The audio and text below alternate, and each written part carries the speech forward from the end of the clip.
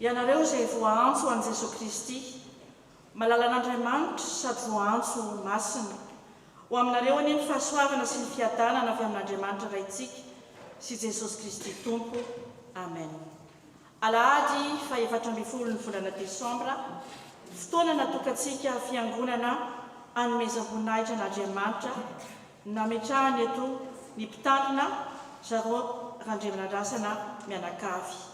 Fotoana ihany koa hitondrantsika ambavaka ny asa fitandremana sy izy mianakavy. Fotoana ihany koa ankasitra antsika azy ireo amin'ny anaran'Iray sy ny Zanaka ary ny Fanahy Masina. Amen. Riavana hiara hitoeran'ny Tompo isika amin'ny alalan'ny Salamo 420. Alleluia, miterany Jehova ny fanahiko, iterany Jehova aho raha mbola miaina koa, eny ankalazan'Andriamanitra aho raha mbola velona koa. Sambatra izay manan'Andriamanitra Jakoba ho mpanampy azy, sady manantena ny Jehova Andriamanina, izay nanao ny lanitra sy ny tany, ny ranomasina sy izay rehetra ao anatiny, izay mitandrina fahamarinana mandrakizay, izay manome rariny ho an'ny ampahoriana, izay manome anina ho an'ny laona. Jehova mamana ny faritra, Jehova mampahiratra ny jambo, Jehova mampitranga ny tanondrika, Jehova tia ny marina, Jehova miaro ny vahiny ary manandratra ny kamboty sy ny tondratena, fa mamadika ny lalan'ny ratsy fanahy kosa. Manjaka mandrakizay Jehova hatramin'ny taranaka faramandiny, Andriamanitra orizio. Alleluia.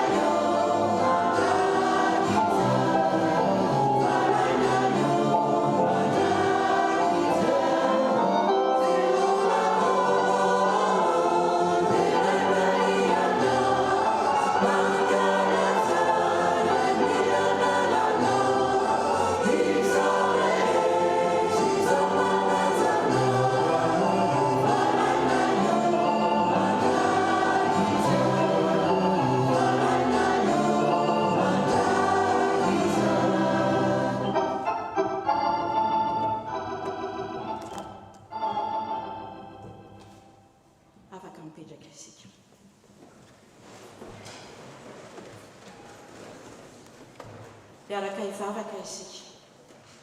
Tompo, misaotra anao zahay.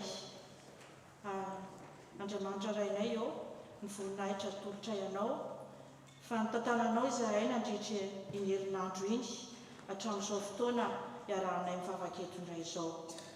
Mangataka ny asahan'ny fanahy masinao izahay amin'ny tsirairay mandritra izao fotoam-pivavahanay izao. Ho tsapanay anie fa tena anao zava-baovao aminay ianao, ka azo hery sy tombo finoana ary azo zoto hiara-iasa izahay noho ny fanetrera anao anay. Kotario izahay amin'ny zavatra rehetra ataonay anio, ho fanomezam-boninahitra ny anaranao masina sy masina, Ray Zanaka sy Fanahy Masina, amin'ny anaran'i Jesosy Kristy. Amen.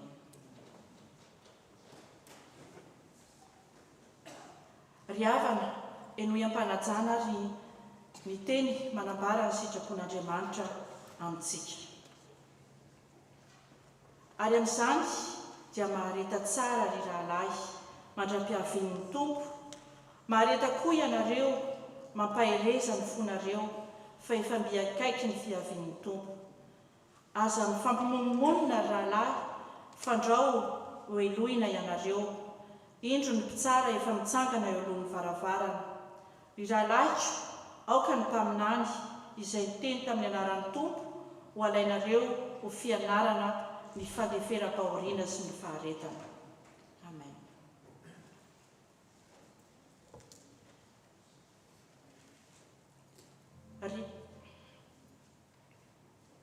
Ry havana, tsy tanteraka izany sitrapon'Andriamanitra izany, koa aoka isika hanantona ny Tompo hiaiky ny fahotantsika eo anatrehany. Tompo, mamindrafo aminay araky ny fahasoavanao, araky ny habeny fiantranao.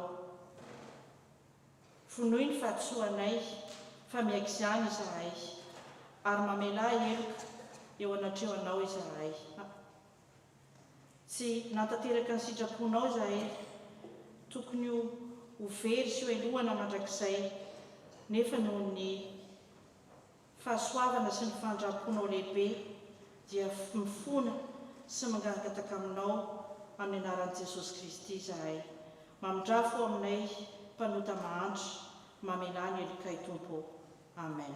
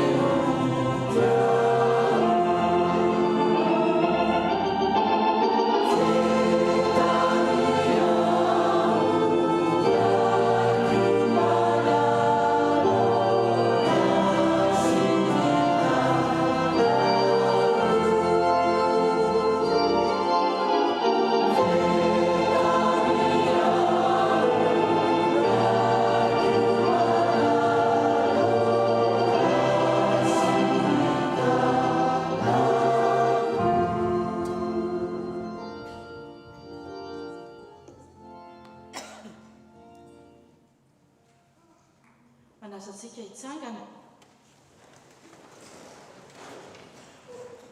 ry ava-malala ho antsika izay mibebaka marina tokoa dia nohy ka raiso ny famelan-keloka atolotr'Andriamanitra.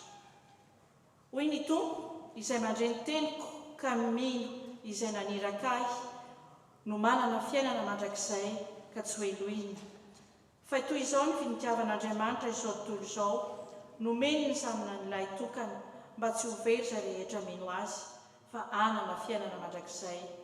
Ary amin'izany dia tsy misy fanamelohana ho an'izay ao amin'i Jesosy Kristy. Voavela ny elokareo noho ny anarany masina. Alleluia. Amen.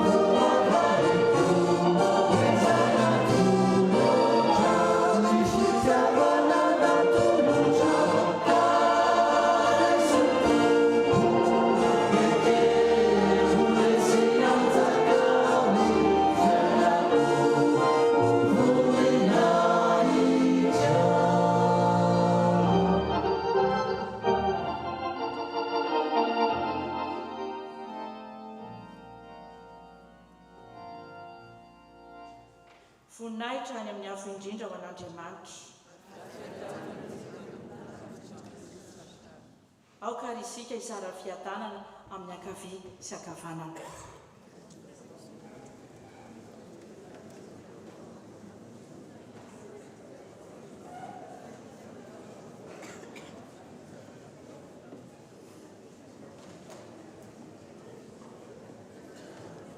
Afaka mipetraka isika.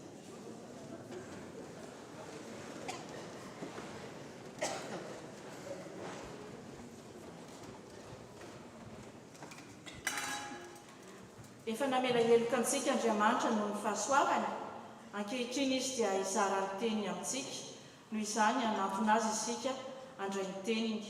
Ataontsika ny hira asina 450 mandrindra izany dia androso ety anoloana izay manana anjara amin'ny famakiana ny teny.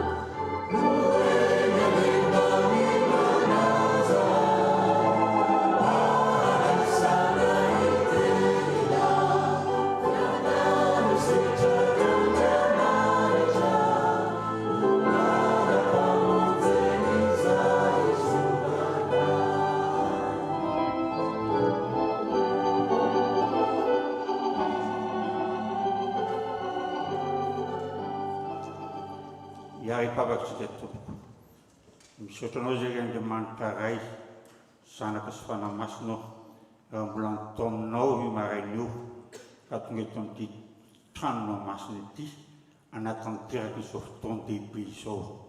Fotoana dehibe satria fotoana hanomezanay voninahitra ho anao, fotoana ihany koa hitondranay am-bavaka ny mpitandrina sy ny fady aman-janaka, fotoana ihany koa anaovanay fiangonana ray manontolo fakasitrahana hita maso indray mandeha isa-taona, ary fotoana mifarana anay amin'ny fiarana faly miara-mitsakafo agape. Topoaka eky izay tonga amin'ny fotoana hamakina andraisana ny teninao, dia matsiaro ny teninao zay manao hoe tsy verina foana aminao ny teninao raha tsy efa nahavitany nanoranao azy. Koa ingany Jesosy eo mahafanilo ny tongotray sy fanazavana ny lalanay tokoa ny teninao, satria fantatray fa tsy misy afa-tsy satria fantatray fa tsy misy afa-tsy ny teninao izay teny tonga nofo no afaka hikitika ny fonay, no afaka hanova ny sainay.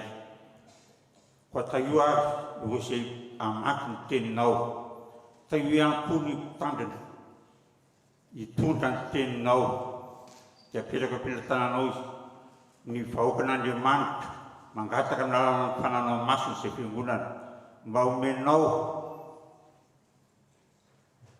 fahanginana tanteraka, hifantoka tanteraka amin'ny tany vaky-teny sy afatra izany, dia amin'ny anaranao Jesosy no angatana izany papaka izany. Amen.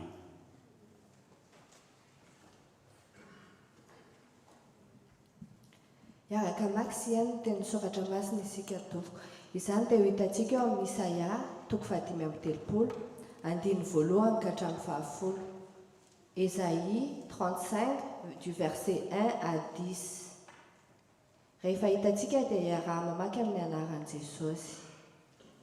Ravoravo ny tany efitra sy ny tany karakaina, mibitaka ny tany ngazana sady mamony tahaka ny lisy, mamony be dia be izy, eny bitaka sy mioby izy omena azy ny voninahitry Libalona mba amin'ny atsara-tarainy Karmela sy Sarona dia ahita ny voninahitry ny Tompo sy ny famirapiretan'Andriamantsika izy.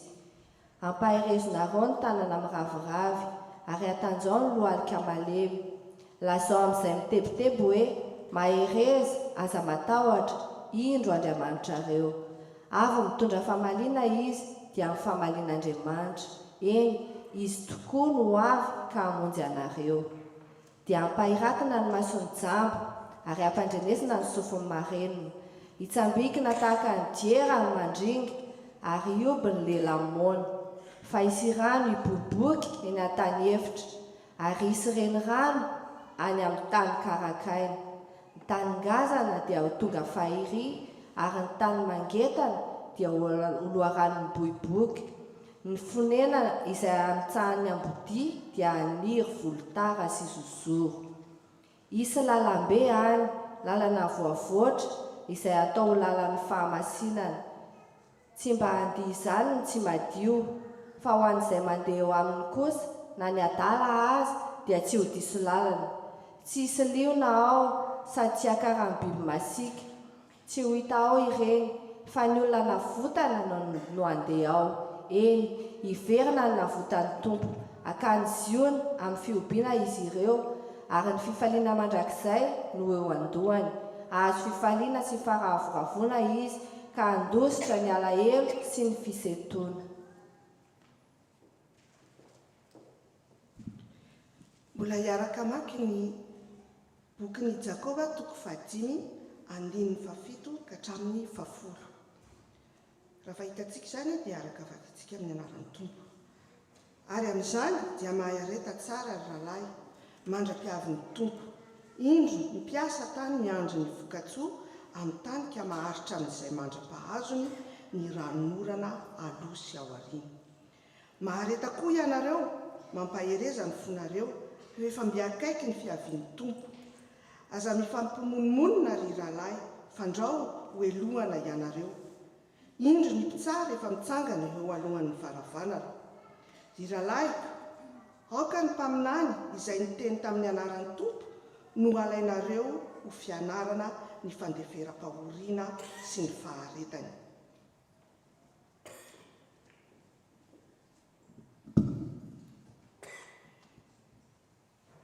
Toizatsika ny vaky teny ao amin'ny Matthieu 1:10 manomboka amin'ny andininy 2 ka hatramin'ny 11. Nous continuons dans la lecture de l'Évangile dans Matthieu, chapitre 11, versets 2 à 11, que nous lisons au nom du Seigneur. Ary fareny Jaona tao an-tranomaizina ny asa nataon'i Kristy, dia naniraka ny mpianany izy anao aminy hoe, ianao va ilay ho avy sa mbola hafa no andrasantsika?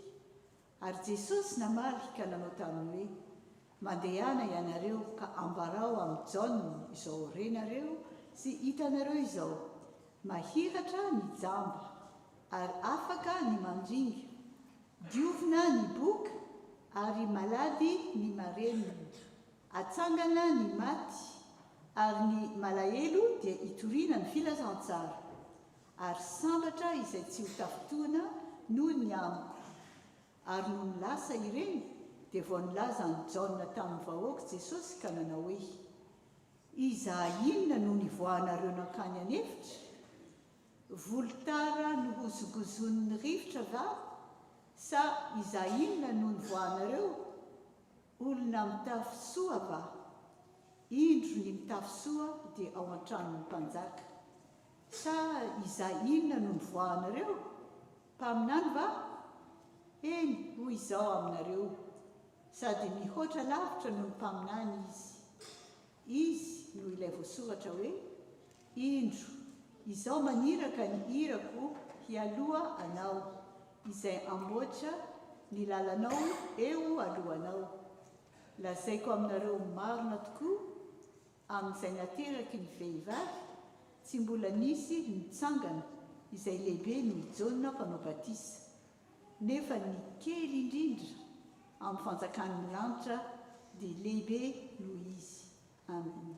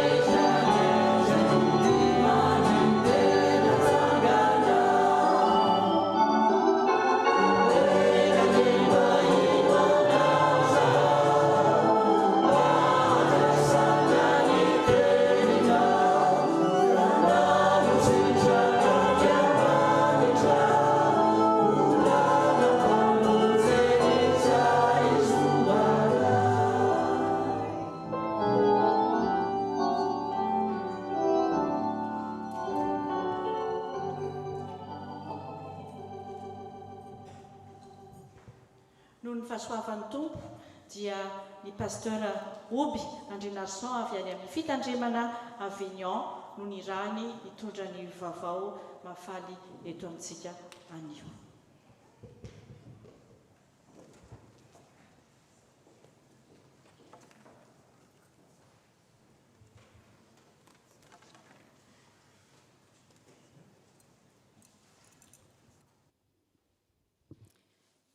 Dia mbola faly miaraba antsika ry havana amin'ny anaran'ny tompo.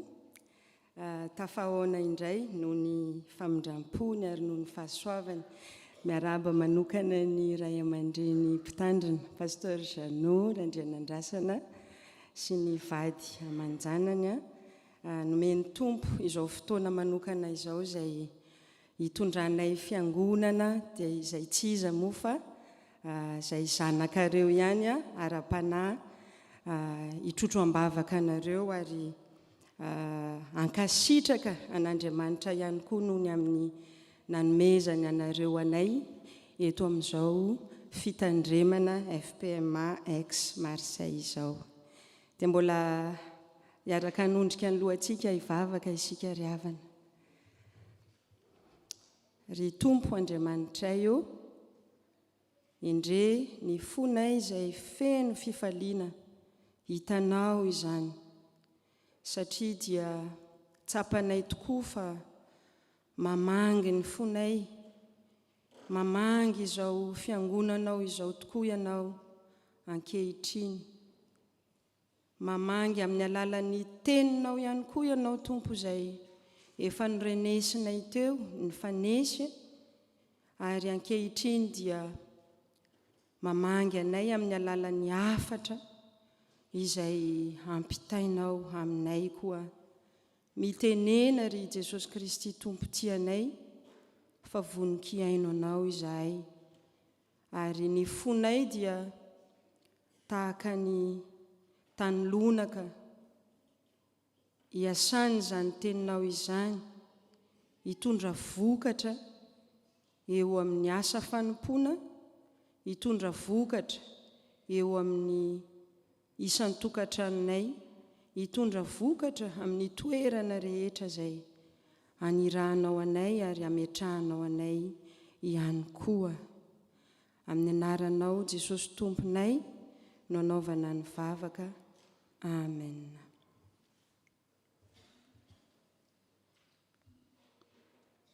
Ry havana malala ao amin'ny tompo ampitomboina ho amintsika mandrakariva ny fahasoavan'i Jesosy Kristy tompo sy ny fitiavan'Andriamanitra ray ary ny firaisana amin'ny fanahy masina. Amen. Araka ny perikôpa izay rentsika teo tamin'ny vakiteny misesy ry havana dia toa miverimberina ary tena hoe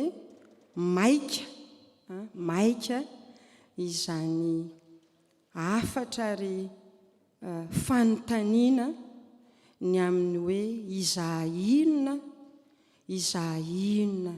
no ivoahanareo. Mitodika amintsika ry havana izany fanontaniana izany ankehitriny hoe raha tonga eto amin'izao toerana izao ianao, raha tafavory eto indray isika mbola afaka miaraka manome voninahitra an'Andriamanitra, dia tsy vitany hoe manome voninahitra ihany isika fa iza inona izany no fanontaniana izay atodika izao perikôpa izao amintsika. Ao anatin'ny vanim-potoana ny advento hatrany isika, alahadin'ny advento fahatelo anio, fantatsika ny zavatra izay ampirosian'Andriamanitra antsika ary takiny amintsika ao anatin'izany advento izany, fanomanana ary fiambenana, satria miandry isika ao anatin'ny fiandrasana zany fiavian'ny tompo izany. Eto amin'ny bokin'ny Isaia-paminany dia maneho antsara izy tahaka ny sarisary no anehoany ny amin'izany fomba anirahan'Andriamanitra antsika izany. Tonga dia atodika amintsika izany ny tenin'Andriamanitra ny fotoana dia fohy fa hoe ahoana moa ny toetoetra mety ho environnement zany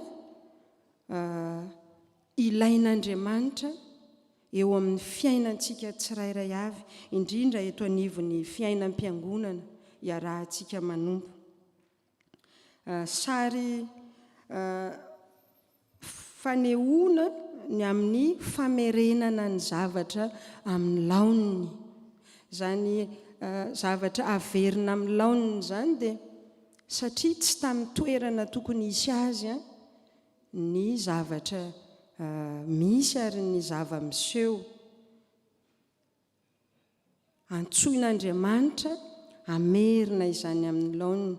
Dia aoka tsy ho alaim-panahy isika ry havana, za zao ohatran'ny tsy concerne amin'izany pastera satria za tena miezaka mafy aho hoe za tena mitandro fihavanana sy ny rehetrarehetra, fa zao hitan'ny tompo ihany hoe mbola misy zavatra tsy tena ao amin'ny toerany ao anatin'ny fotsika ao. Mbola misy zavatra izay tian'Andriamanitra ho amboarina indray, ho avaozina indray ao anatin'ny fotsika ao. Ahoana ny anambarany mpaminany Isaia an'izany? Ny efitra ho lasa saha. Haitsika ny atao hoe efitra désert, vide, tsisy ninona. Ny saha kosa dia toerana anirin'ny zava-tsoa maro. Raha hiteny hoe saha tsika zao dia saha Edena zao, zany namboarin'Andriamanitra zany nahitana ny zavatra rehetra tao, ny zava-tsoa rehetra ampy ho an'ny Adama sy Eva. Tahaka izany koa ny zavatra izay ataon'Andriamanitra amin'ny fiainantsika, omeny ny ampy isika. Io isika mirotoroto à gauche à droite, mitady asoa ampitombo, io ny ampy, ny sahaza ho antsika dia ao amin'Andriamanitra irery ihany. Ny fiainana tsy misy Andriamanitra dia tahaka ny tany efitra, vida, karankaina, tsy mahita fiadanana isika raha tsy ao amin'Andriamanitra irery ihany. Inona koa ny sary anehoany azy eto dia hoe ny tany karankaina ho loharano tahaka ny efa nazavaina teo ihany izany. Ary ny zavatra tena zava-dehibe ary azo antoka dia ny anambarany azy, ny marary azo hery, ny jamba ahiratra, ny marenina andre.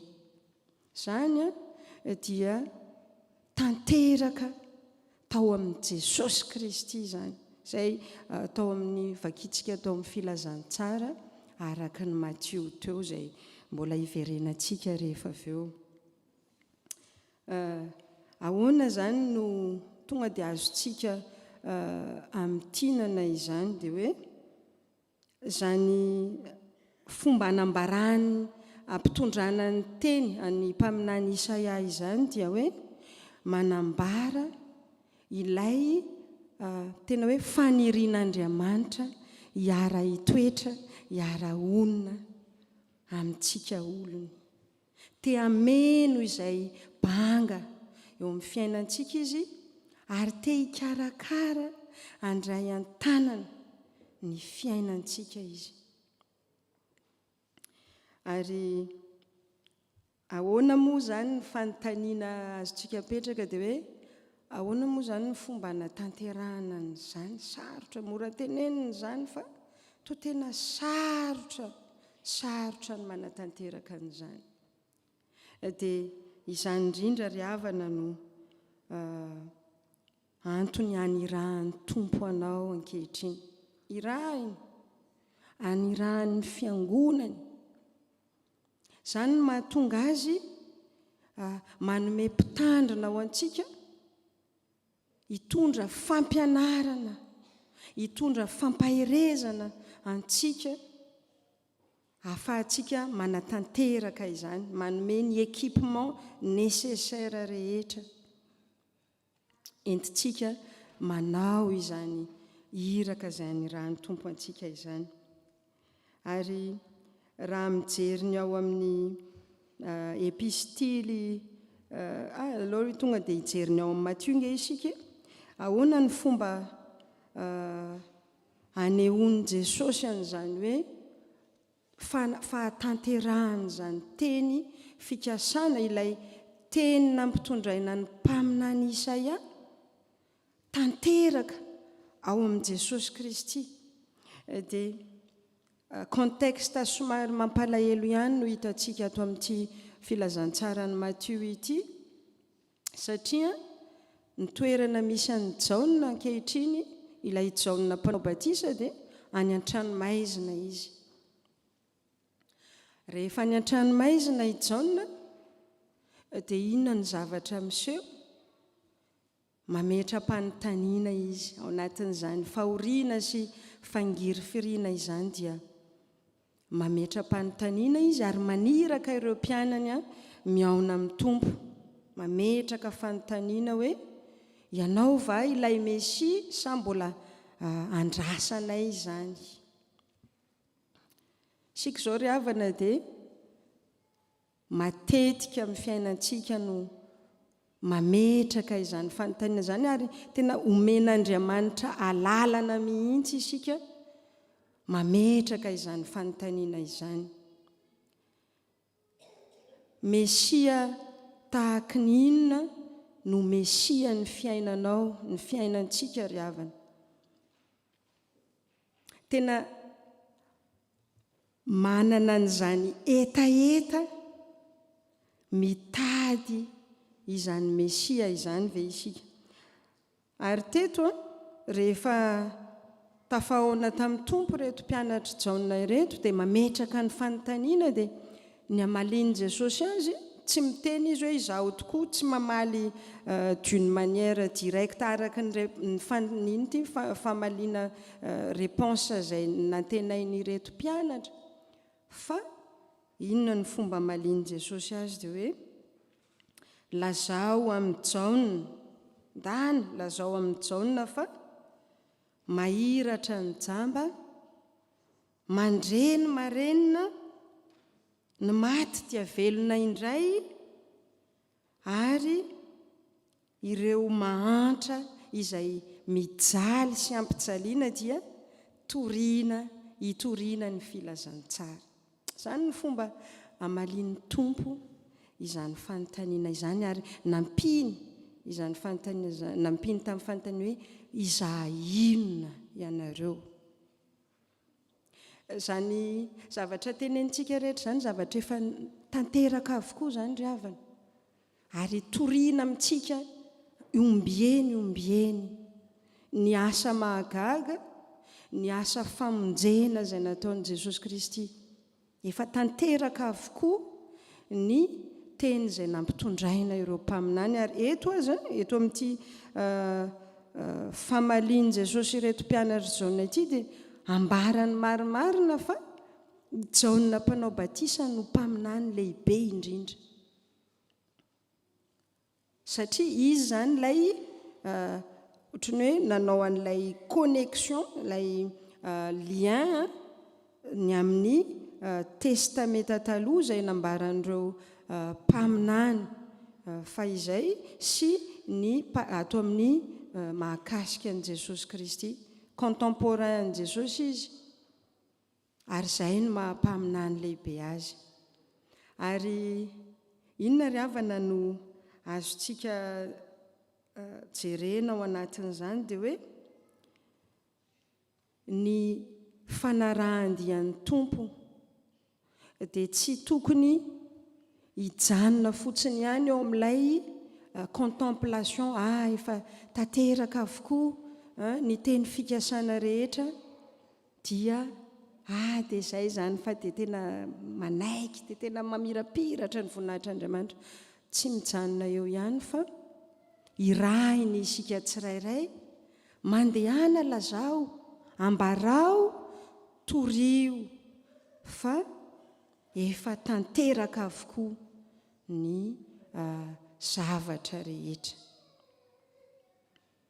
raha todika amintsika zany ry havana zao perikopa sy tenin'Andriamanitra manambara ny fahatanterahany teny fikasana zao dia manao ahoana ny fiainantsika izany. Rehefa nahita ve isika, rehefa nandre, rehefa nandray ihany koa dia manaiky ho irahiny zany tenin'Andriamanitra izany. Mbola maro ny tsy nandre, mbola maro ny tsy nahita, mbola maro ny ao anatin'ny aretina maro samihafa, ny ao anatin'ny ataontsika hoe fijaliana noho n'inona, noho ny tsy fananana n'izany fiadanam-po avy amin'ny tompo izany. Mbola tsy nandray ny filazantsara, mbola tsy nandre akory izany filazantsara izany dia manana andraikitra isika tsirairay avy. Ary tsy ny ray aman-dreny mpitandrina irery no tompon'andraikitra amin'izany, fa isika fiangonana iray manontolo. Nahoana no isika fiangonana iray manontolo? Satria samy efa nandray ny batisa isika, fa iainantsika ve ny batisantsika ry havana? Ary hitantsika tsara tamin'ny alahady heriny teo, Jaona mpanao batisa manao batisan'i Jesosy Kristy, ambarany tompo, ary tena hoe ampahereziny isika fa ny batisa izay ataony ao amin'i Jesosy Kristy dia batisa avy amin'ny fanahy masina, tsy fanahy osa ry havana nomeny tompo, fa fanahy mahery. Ary Jakoba, ato amin'ity epistilin' Jakoba ity isika dia, ary eto moa dia tena hoe ampahafantarina antsika hoe ito passage ito no nifidin'ny pasteur mianakavy entina norenana sy hanavaozana izao fanolorany tena antsika rehetra eto anivon'ny fiangonana izao, ny amin'ity fankalazana sy fanomezam-boninahitra an'Andriamanitra no ny aladin'ny mpitandrina sy ny fitandremana ity, dia hitantsika ry havana ny sary izay anehoan'ny Jakoba azy teo, ny amin'ilay hoe ona ny lazany azy teo. Ary amin'izany dia mahareta tsara ry rahalahy, mandra-piavin'ny tompo, indro ny mpiasa tany miandry ny voka-tsoa amin'ny tany ka maharitra amin'izany. Raha mandinika ny resaka fambolena izany isika dia hitantsika hoe raha misy zavatra hafafintsika eo, ohatra amin'ny potager antsika eo zao na any amin'ny pot antsika any, dia mamboly zavatra isika, dia tena hoe tsy fantatsika na mety ho amin'ny firy na à quelle heure exactement no mitsiry ny zavatra izay ambolentsika iny, fa ny fantatsika dia hitsiry, hitondra vokatra ny zavatra izay ambolentsika sy hafafintsika. Dia rehefa nandinidinika an'ity teny ity zany dia mijery hoe amin'izao alahadiny mpitandrina izao dia tahaka izany ny toe-po sy toe-panahy izay ananana ao anatin'izany asa fitandremana izany. Maro ny fampianarana izay zaraina, maro ny ataontsika hoe tenin'Andriamanitra izay afafy, ny fampaherezana, maro ny asa miandry an'izany mpitandrina izany ary ataon'izany mpitandrina izany.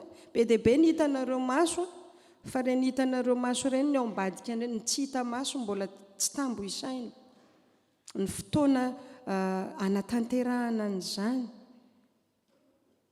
ny sakrifisy izay atao anatin'izany, ny vady aman-janaka izay tena hoe tsy maintsy mandefitra ary ampandeferina raha teo noho ny asan'ny tompo.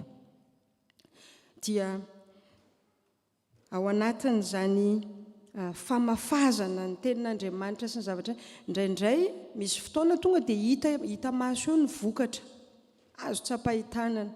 Misy kosa tena hoe fotoana ny elany dia tia ilay vokatra ny andrasana.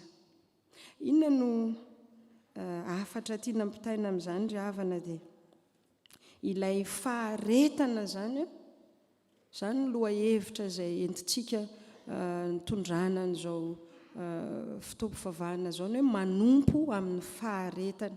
Io faharetana io tsy isika amin'ny maha olombelona tsika no afaka tonga dia manana ataontsika hoe bon tonga dia eto dia alaiko ilay faharetana dia ho azoko. Faharetana izay ao amin'ny Kristy Jesosy. Ary ao anatin'izany faharetana izany koa dia tena hoe misy persévérance zany ao anatin'izany. Atao hoe sarotra be ilay manazava azy fa nefa fomba tsotra hitenenana an'izany dia hoe tsy mora ry havana ny asan'ny mpitandrina. Izany no antony hanokana antsika alahady manokana tahaka izao hitondranam-bavaka ny ray aman-drenintsika sy ny ankohonany. Maro dia maro ny asa izay tsy maintsy sahaniny fa dia manana didy amin'izany ny fiangonana. Isika izao no irahin'ny tompo araka ity teniny ity eto, irahiny ihany koa isika tena hoe iombona mba tena hitondra izay anjara birikintsika rehetra ahafahana manohana ny ray aman-drenintsika ao anatin'izany asa izany. Vao tsy ela vao tamin'ny lahady lasa teo izay fitandremana Avignon koa no nankalaza sy niaraka nitrotro am-bavaka ny mpitandrina sy ny ankohonany ary ny fitandremana ray manontolo.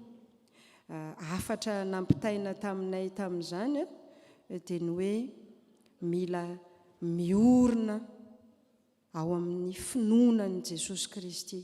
Ny finoana ihany no ahafahana tena hoe manatanteraka ny asa rehetra ary mpiasa fotsiny ihany. Isika tsirairay avy izao todika amintsika izany mitondram-bavaka ny mpitandrina isika dia tohizo izany fitondranam-bavaka azy izany. Afaka manao izay mety hoe fomba fanohanana amin'ny lafiny manontolo ihany koa isika amin'ny ezaka ny hafaliam-po maro isan-karazany eto anivon'ny fitandremana. Tohizo izany satria mbola maro araka ny tenin'Andriamanitra mbola maro ny tsy mandre. Mila hampandrenesina. Maro ny mbola malemy sy osa mila hatanjahina. Ary maro ny andro izay mety ho fotoan-tsarotra ao anatin'izany asa fanompoana izany ry havana.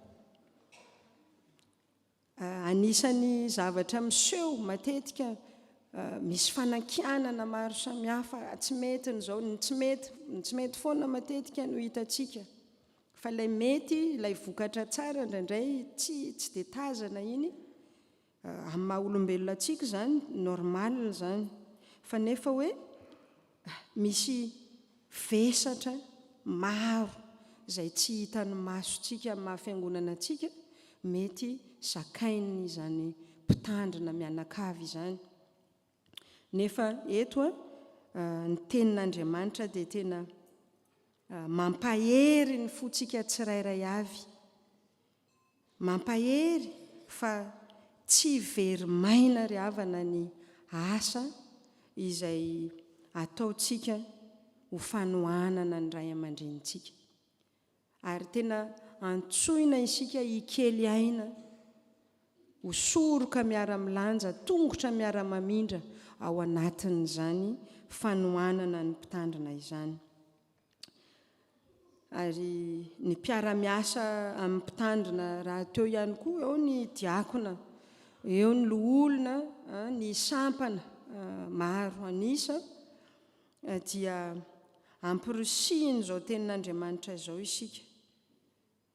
Ny filazany ao amin'ny epistiliny Jakoba teo dia le hoe aza mifampimonomonina rahalahy fandrao hoelohina ianareo indro ny mpitsara efa mitsangana eo anoloan'ny varavarana. Ry rahalahyko aoka ny mpaminany izay ny teny tamin'ny anaran'ny Tompo no alainareo fianarana ny fandeferam-pahoriana sy ny faharetana. Ny mpitandrina ry havana dia izao olombelona tahaka antsika ihany. Ary mila fampaherezana,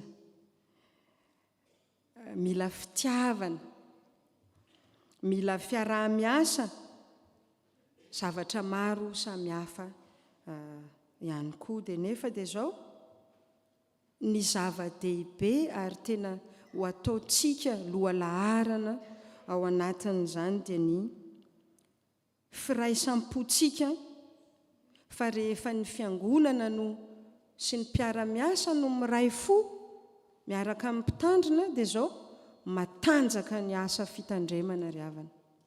Izany no ahitantsika vokatra tsara isika mifanometanana, mifanohana ao anatin'izany asan'Andriamanitra izany. Maro ny mety fanohanana efa nolazaina teo, mety fitondranam-bavaka izany, mety ho ara-bola, ara-pitaovana maro samihafa, fa ny tena zava-dehibe ry havana dia ilay fifankatiavana. Tsy misy dikany ny zavatra ny asa soa izay ataontsika raha tsy ny fontsika no miaraka ao anatin'izay asa ataontsika izay. Faharesen-dahatra antsika hoe Andriamanitra no manome, nandray aho inona no zavatra mba atolotro ho azy ho fanomezam-boninahitra noho ny zavatsoa. Ary amaranana azy ry havana dia tena hoe ity teniny atao amin'ny epistiliny Jakoba ity, aoka ny mpaminany no alainareo fianarana.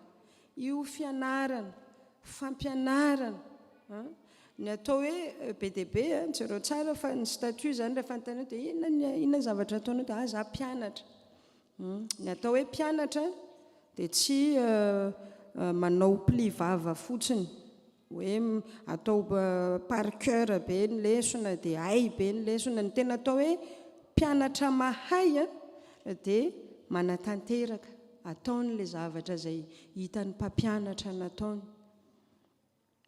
Manatanteraka, miasa, ary tena hoe tsy mba taraina hoe reraka na hitena aleo fa be dia be ngely manao an'izany, aleo fa ry anina raha vao misy zavatra tenenina zao izao tsika dia hanao ezaka tahaka izao, dia indraindray tsika lapana ry anina ny tena spesialista amin'izany. Ianao koa mba manaova koa fa spesialista ihany koa ianao, satria mitovy ny tenin'Andriamanitra izay afafy sy re ary ampianarina. Dia eto dia isika antsoiny Tompo, tena atoky azy, izay zany tena zava-dehibe, la clé, antsoiny atoky azy tanteraka amin'ny zavatra rehetra. Zavatra izay reharehanay FPM rehetra eto anivon'ny Fahatsatsa zany ianareo eto Aix-Marseille, satria ianareo no manana atao hoe toeram-piangonana izay tompony, izay ilay izy. Nareo zany no pionier ary arabaina averimberina foana zany. Tena hoe manana an'izany privilège izany, manana toeram-piangonana izay fixe. Ny ankoatran'izay mbola nomady daholo, mbola mibata entana ny sono ary indray tsy disponible ary dia indraindray ary izay Avignon dia matetika tratran'izany. Indraindray iny alahady iny vao eo vao hoe miova indray ny lieu de culte. Azonareo an-tsaina angamba ny difficulté izay nandalovanareo raha teo ihany koa moa. Fa ny fanontaniana ry havana dia le hoe raha manana an'izao toerana tsara tareno meny Tompo izao ary isika eto Aix-Marseille, dia izaha inona no ahatongavantsika eto amin'ity toerana ity isaky ny alahady. mahita ny famirapiratany voninahitry ny tompo isika fa zao rehefa mivoaka eto dia ahoana vient et voit et la suite rehefa mivoaka eto isika dia antsoin'ny tompo isika ry havana izara iaina ao anatin'izany tena hoe anatanteraka izay aniran'ny tompo antsika ary jereo tsara fa amaranako azy eto amin'ity boky filazantsarany Matthieu ity dia hoe ny 1:10 lazaiko aminareo marina tokoa ny tompo amin'izay nateraka ny vehivavy tsy mbola nisy nitsangana izay lehibe noho Jaona mpanao batisa nefa ny kely indrindra amin'ny fanjakan'ny lanitra dia lehibe noho izy. Izany ilay filazantsara ry havana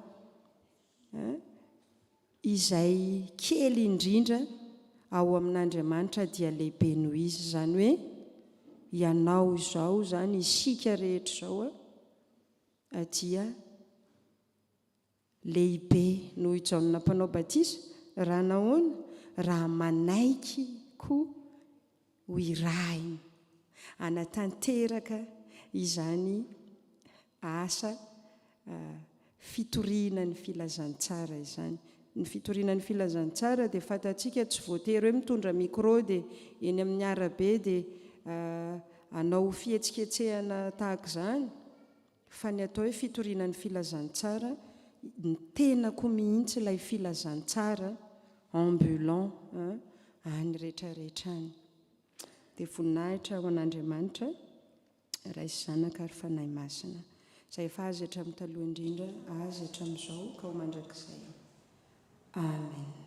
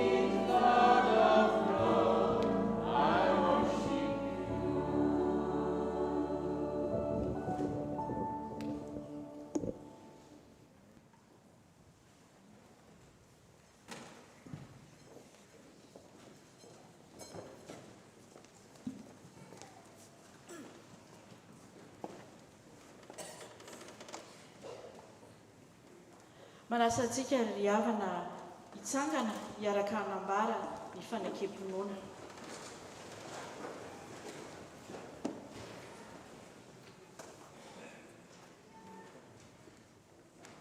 Mino an'Andriamanitra raitsi-to mpanao ny lanitra sy ny tany aho, ary mino an' Jesosy Kristy zanan'ilay tokana tompontsika, izay torotoronina tamin'ny fanahy masina, nateraky manivirijiny, nijalona nanapaka potiomplato, nombona tamin'ny hazo fijaliana, matika nalevina, lidina tany amin'ny fiainatsika, nitsangana tamin'ny maty tamin'ny andro fahatelo, miakatra ho any an-danitra, mipetraka eo kavanan'Andriamanitra raitsi-to, avy any ny evidy tsara mivelona sy ny maty. Mino ny fanahy masina aho, ny fiangonana masina manerana izao tontolo izao, ny fiombonan'ny olona masina, ny famelan-keloka, fitsangana ny tena ny maty, ary ny fiainana mandrakizay. Amen. Afaka mipetraka tsika eto.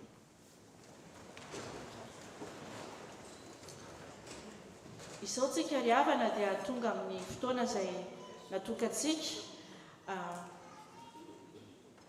ho fankasitrahana any mpitandrina Jeannot Andrenandrasana sy ny izy telo mianaka, ary fotoana ihany koa hitondrantsika ambavaka azy ireo, koa manasa ny komity hiakatra ety anoloana.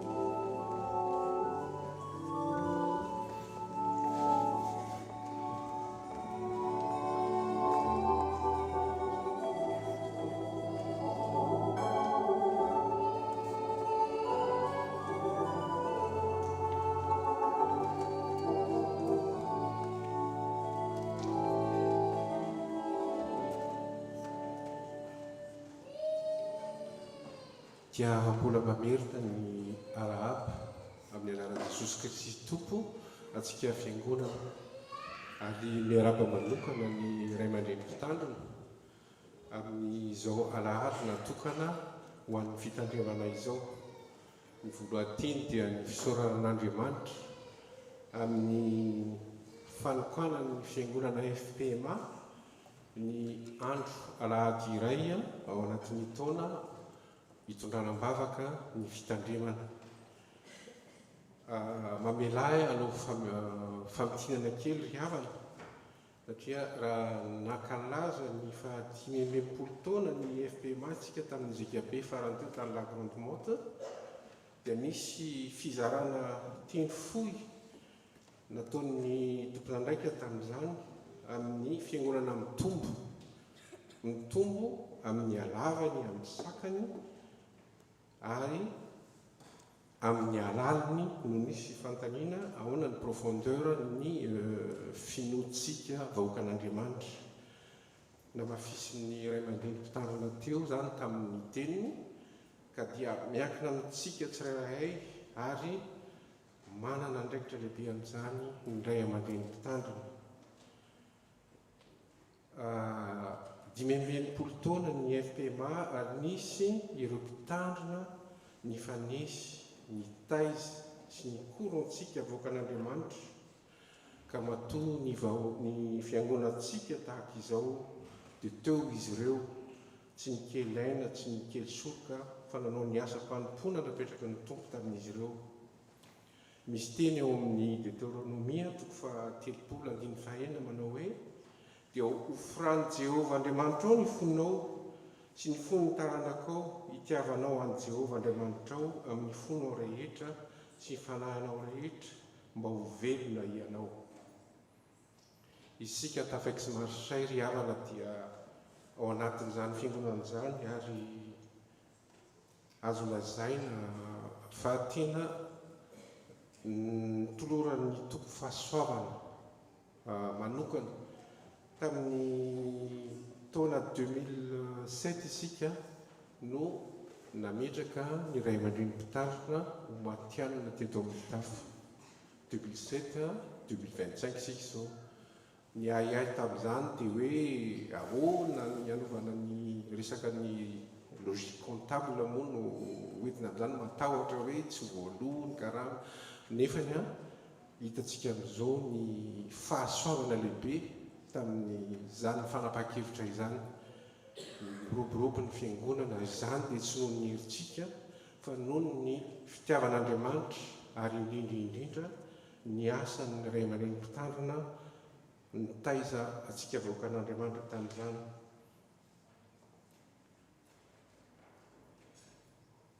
Tonga koa ny taona 2020 dia araka ny tenin'ny ray aman-dreny mpitandrina avy any Avignon teo hoe tsika dia nomen'Andriamanitra ity toerana hivavahana ity.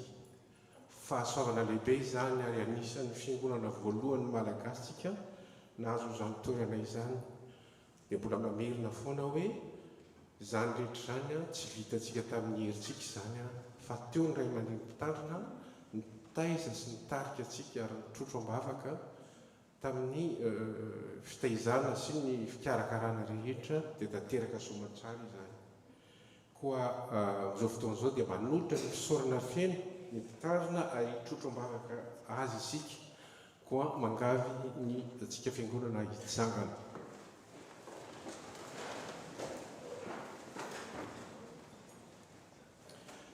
Dia ampifaliana anay fiangonana ray manontolo no mijoro eto anoloan'ny mpitandrina ray aman-dreny izay aperinasa dia mpitandrina ray andrenandrasana Jeannot ary dia mitondra ambavaka azy hatrany ary hitarihan'ny fanahy masina hitarika azy amin'ny asa mpanompoana atao rehetra eto amin'ity fitandremana FPMA Aix-Marseille ity. Mbola maro sy mavesatra ireo asa masina hiantson'ny tompo anao ary i Jesosy Kristy dia ame hery sy ame fahasalamana ary fitiavana anao mandrakariva. Misaotra koa any tatifilana moa zany ny atsolaza raha matoa tatifilana vadinao izay manohana sy manohana mpitiavana sy ampanatretena amin'ny fanaovanareo adidy maro na aiza ny raha ny tompo anareo. Tsy adino koa Mélodie sy Louise. Merci beaucoup. Voilà, parce que papa il a besoin de soutien. Voilà. Dia hitrotrom-bavaka anao amin'izao fotoana izao ireo mpiara-miasa eto amin'ny komity ka dia omeko azy ireo ny fitenena araka ny fandaminana.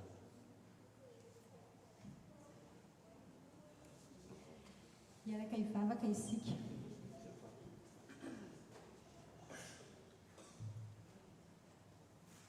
Andriamanitra Tompo sy mpahary anay eo, midera sy mankalaza ary misaotra anao izahay fa lehibe ny famindraponao sy ny fitiavanao. Nasehonao izany amin'ny alalan'ny pasteur Janot, izay mitandrina ny ondrany, mitaiza ara-pinoana. Isaoranay ianao Tompo noho ny fitahianao azy lalandava, ka nanomezanao azy fahasalamana sy hery ary tanjaka, ka nahafahana natotosa ny asa rehetra teto amin'ny fitandremana sy ny fahatsatsa ary koa ny foibe. Raisy Tompo ny fankasitrahanay. Dia mbola mangataka aminao izahay Tompo, mba omenao tanjaka sy raha fahasalamana ny mpitandrina sy ny fianakaviany telo mianaka, ary ho feno ny fitarian'ny fanamasina mandrakariva. Azoto amin'ny anjara fanompony izy araka ny nampanantenainao azy sy naniranao azy eto amin'ity vahoakany ity, vahoaka anao indrindra. Ho mpanompo mahazo enatra pasteur Janot efa mianaka, ary tena kosa mba ho fitaovam-pahasoavana ho an'ny fitandremana eto ex-Marseille. Mangataka aminao farany izay, hanome azy hery mba ho mpanompo izarany tsara sy miteny fahamarinana.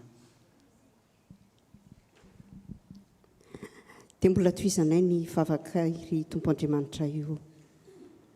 Tonononay manokana aminao ny vadiny mpitandrina ifelana. Mangataka aminao izay mba homeo azy ny fanahy ny fahendrena sy ny fitiavana tsy miova, mba hahafahany mijoro hatrany.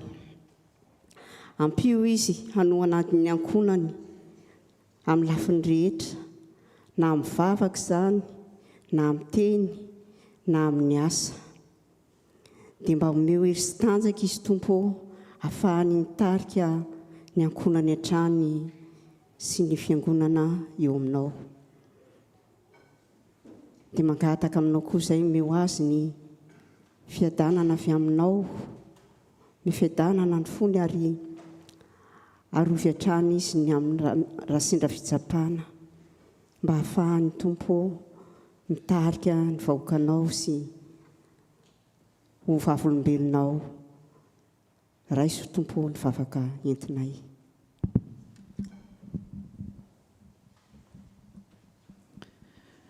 Seigneur Tout-Puissant et Créateur de la vie et source de tout amour, nous venons humblement devant toi aujourd'hui pour te confier Louise et Mélodie. Seigneur, nous te remercions du fond du cœur pour ce don merveilleux. Elles sont une bénédiction, un cadeau magnifique que tu as confié aux parents et à nous, Église. Nous te louons pour leur vie, pour leur santé.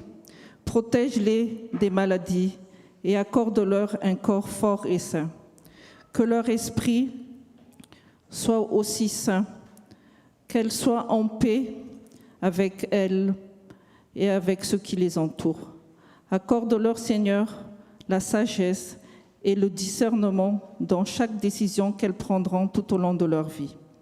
Que leur cœur soit ouvert à ta parole et à ta vérité. Qu'elles recherchent toujours ta volonté dans leurs actions et qu'elles se tournent vers toi dans les moments de doute. Inspire-les à choisir le bien, à aimer les autres avec compassion. Nous te prions, Seigneur, de leur accorder la grâce de grandir dans la foi, qu'elles connaissent la joie de marcher avec toi et qu'elles aient la certitude de ta présence dans leur vie. Nous plaçons Louise et Mélodie entre tes mains, Seigneur. Protège, guide et bénis-les tout au long de leur vie. Merci, Seigneur, pour ta fidélité qui ne faillit jamais. Et c'est en ton nom, Seigneur, que nous faisons cette prière. Oui, Seigneur Dieu, nous voulons continuer à porter en prière Louise et Mélodie. Seigneur, accorde-leur la clairvoyance et l'illumination portée par ton Esprit Saint. Accorde-leur la sagesse, l'intelligence, afin qu'elles puissent être riches de tous les enseignements qu'elles recevront dans leur vie. Que ces enseignements, Seigneur, produisent du fruit en chacune d'elles et fais fructifier chacune des œuvres que tu mettras en elles. Seigneur, nous te prions afin que Louise et Mélodie puissent toujours marcher dans la vérité, dans la confiance en ton accompagnement, et que tu demeures en elles, en cœur et en esprit. Andriamanitra rainay io, ianao no nifidiny ray aman-dreny mpitandrina mba handeha hiasa ka hamoa amin'ity fitandremana ity. Koa tanterao amin'ny tompo ny fampanantenana mba haretany amin'ny vokatra ka omenao ray ary izay rehetra anjara angatahany amin'ny anaran'i Jesosy Kristy ary mba ho azy lalandavako ny fitondrana sy fitahiana amin'ny fiainana manontolo. Ianao koa tompo no naniraka anay mba ho mpiara-miasa aminy ary nanome anjara tonona ny tsirairay avy, koa mampianara anay amin'izay tianao ataonay mba hatoky hatramin'ny farany afeno fahendrena sy fitiavana amin'ny fiaraha-miasa amin'ny mpitandrina eo amin'ny fianabeazana ny ondronao amin'ny anaran'i Jesosy. Andriamanitra, mbola manohy ny vavakai aminao izahay. Sotranao izahay nanomezanao any mpitandrina Jeannot-Andrinandrasana sy ny vady aman-janany. Ankehitriny izahay dia mivavaka ho an'ny andraikitra ivelany fitandremana izay andreketany, izay ho tonononay aminao Jesosy, dia ny andraikiny ao amin'ny fahatsatsa sy ny foibe, ny andraikiny any amin'ny aumônerie, ny andraikiny any amin'ny asa miaraka amin'ny fiangonana Rahavavy, ny andraikiny any amin'ny fiarahana amin'ny FPF, ary ny asa fampielezana amin'ny filasan-tsary. Jesosy io, tafio ny herin'ny fanahinao masina izy, amin'izany andraikitra maro ny antsonao azy ivelan'ny fitandremana izany. Ary matoky izahay fa ianao dia efa momba azy mandrakariva, mihaino vavaka Tompo.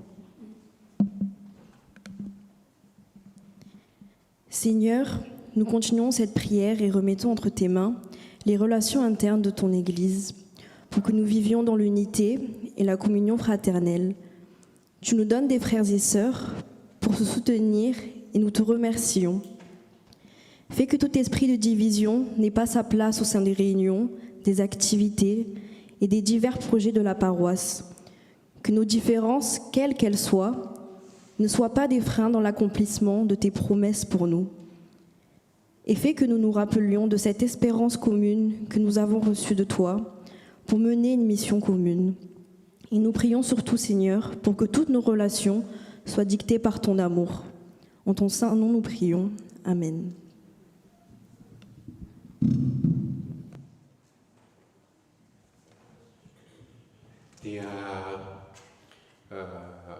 Ho tohizana amin'ny misy fanomezana hita maso, fankasitrahana hita maso,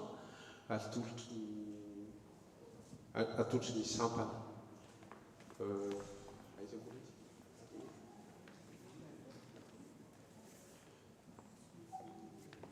Mbola hira ho ny alokaka azafady. Afaka mipetraka isika.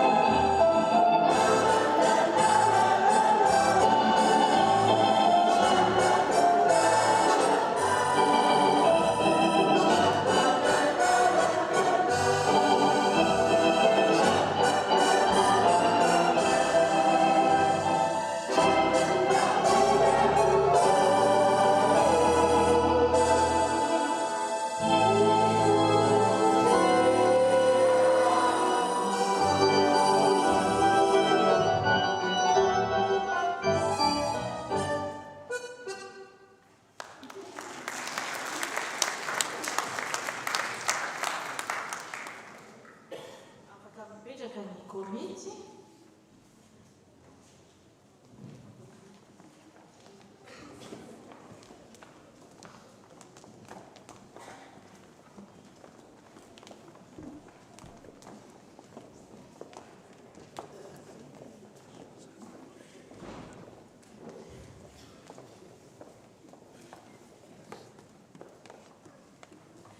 izao tsika ry havana dia anatanteraka ny rakitra anio dia ny rakitra izay misy roa toy ny mahazatra ny rakitra faharoa amin'ny kitapo mangamanga dia ataontsika ho an'ny fanamboarana ny trano. Ny rakitra voalohany kosa dia ho atolontsika ho fankasitrahana hita maso ny ray aman-dreny mpitandrina mianakavy.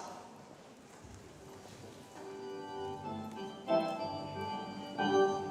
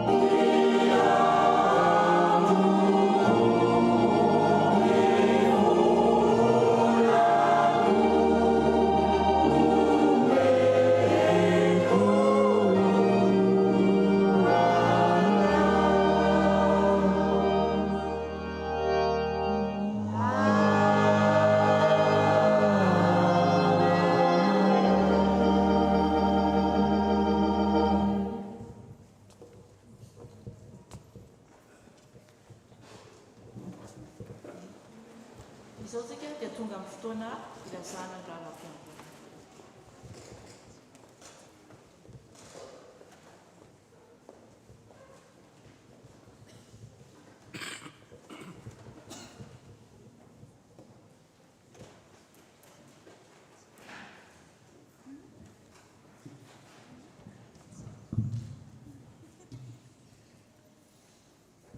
Amin'ny alalan'i Jesosy Kristy ho an'ny fiangonana no hiarabahy ny fitandremana FPMA ex-Marseille atsika riavana malala amin'izao alahady fa 14 ny volana Desambra 2024 izao. Alahady izay natokantsika hitondrantsika mambavaka ny mpitandrina ray aman-dreny mpitandrina mianakavy ary natokantsika koa ny asa fitandremana. Merci à la famille du pasteur, merci d'exister pour nous. Que Dieu vous bénisse. Miaraba ihany koa ireo izay manaraka izao fotoam-pivavahana izao amin'ny alalan'ny tambazotra YouTube sy Zoom. Ho aminareo anie ny fahasoavana sy ny fiadanana avy amin'Andriamanitra ray sy Jesosy Kristy toytsika zafady. Misaotra ny présidente Kajy Raveljontsika nitarika antsika tamin'ny fotoam-bavaka ary misaotra ny pasteur André Larson nitondra ny tenin'Andriamanitra nampahery antsika. Misy cadeau kely dia kely fa fonay avy aty amin'ny fitandremana ex-Marseille.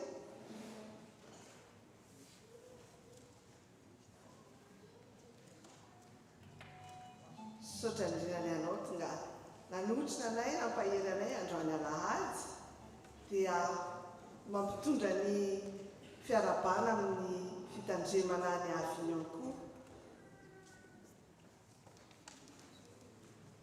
Misaotra indrindra satria atao hoe alavitra kaiky any ny eto Avignon fa dia misaotra indrindra ny paster, misaotra tompoko. Raha misy antsika no sambany fa tonga eto amin'ny fitandremana an'io dia niangaviana izy mba hitsangana ao araban'ny fiangonana. Dia afaly miarabanao ny fitandremana ex-Marseille tonga so eto ex-Marseille raha mandalo na mitoetry dia tompo omba sy tantana rambona anao amin'ny zavatra rehetrarehetra ataonao. Raha sitrakao dia anantonanao ny équipe accueil avy eo andray ny coordonné anao dia misaotra indrindra ny tompo dia tonga soa.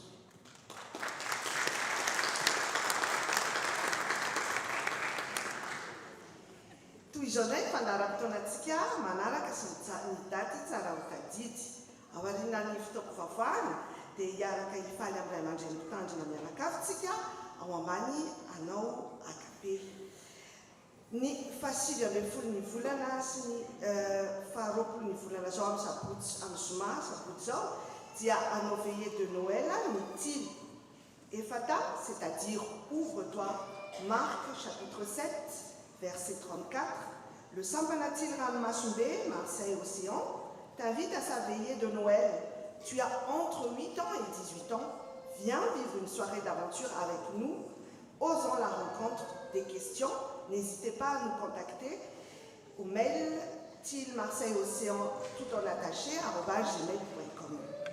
Anasatsika zany tamin'ny tsy tily zany fa tsika mianakavy raha entre 8 et 18 ans tsika les enfants venez nombreux. Ny 20 ny volana amin'ny asabotsy zao dia anatanteraka ny AG ny STK ny assemblée générale à STK dia à 15h à l'église. Le bureau STK compte sur votre présence, les jeunes. Le 21, ny alahady faraka ambinifolo ny volana dia hotanterantsika eto toerana ny krismasy ny ankizy ny arbre de Noël asiko le lahady. Amin'io andro ihany koa no tanterana ny AG Antily à l'issue du culte. Parents, anciens, cadres, responsables d'unité, venez échanger avec nous le dimanche 21 décembre à 12h30 directement à l'issue du culte, le bureau Tili. Amin'ny fahefatramborapolon'ny volana kosa dia anao veillée de Noël tsika ka ny fotoany bavaka zany amin'io dia manomboka amin'ny 7 ora arivo. Ny 15 ny andro krismasy kosa dia ny fotoam-bavakantsika dia manomboka amin'ny 10 ora. Andro lehibe io dia manomboka amin'ny 10 ora ny fiangonana. Misy ny fiarahana amin'ny sakafo miaraka amin'ireo izay havana lavitra, ireo izay olona rery, na tsy eto toerana na tsy miangona fa malala olona tsika any velany hoe rery tsy misy fianakaviana dia afaka manasa izy ireny tsika hiaraka hifaly amintsika anao krismasy sy réveillon eto am-piangonana. Afaka noho izany dia afaka manantsona tsika any Tati Zoa, Tati Antra, ny tonton Alain, izy ireo ny responsable amin'ny fête de Noël sy ny réveillon. Dia misaotra indrindra ny tompoko anantona an'izy ireo amin'ny fisoratan'anarana. Ny 17 ny volana kosa ny alahady dia alahady ny fianakaviana sy ny zanakam-pelezana. Ary ny taom-baovao dia misy ny fotoam-bavakantsika eto an-toerana andraisantsika ny taom-baovao manomboka miraika amin'ny 10 ora ny fotoam-bavaka. Ny rakitra voangontsika tamin'ny 17 ny volana teo tamin'ny alahady dia ny totaly 1715,40 €, miaraka amin'ny voaloam-bokatra 1775,40 €. L'équipe finance dia vonina hatrany andray ny voaloam-bokatra sy ny fanomezana izay ataontsika etsy aoriana. L'équipe finance koa dia andray fitenenana ao aoriany izao raharaha izao. Manasa-pitiavana antsika hanao ny masika amin'ny fiarovana ireo izay marofo sy ireo ray aman-dreny lehibe raha toa ka misy hitantsika hoe tsy mety ny fahasalamana. Ny fampitana fotoam-pivavahana dia mitohy hatrany amin'ny Zoom sy YouTube. Tsy ho lazaiko eto fa hitantsika mifafana ny zavatra rehetrarehetra miandrantsika isaky herinandro.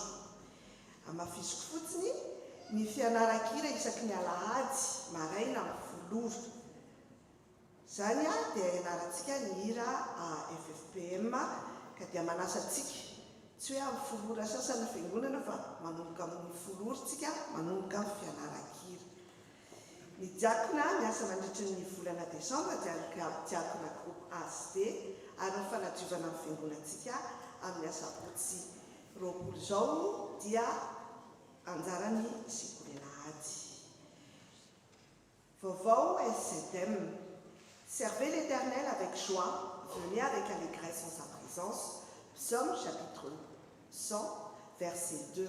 Chers musiciens, chers paroissiens, nous vous informons de la mise en place des ateliers d'instruments le jeudi 18 décembre.